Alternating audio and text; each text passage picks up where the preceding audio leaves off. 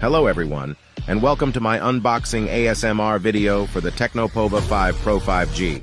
This phone is the latest in Tecno's Pova series, and it's packed with features that are sure to impress. Let's take a closer look. Here we have the Tecno Pova 5 Pro 5G.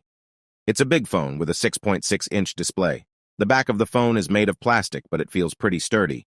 The phone is available in 3 colors, white, black. The Tecno Pova 5 Pro 5G runs on Android 12 with Tecno's HiOS skin on top. The phone is powered by a MediaTek Dimensity 900 processor, and it has 8 GB of RAM and 128 GB of storage. The Tecno Pova 5 Pro 5G has a triple camera system on the back with a 64-megapixel main sensor, an 8-megapixel ultra-wide sensor, and a 2-megapixel macro sensor. The front-facing camera is 16 megapixels. The battery is also huge, at 7,000 mAh. This phone should easily last you a full day on a single charge. Thanks for watching my unboxing ASMR video for the Tecno Pova 5 Pro 5G. If you have any questions, feel free to leave a comment below.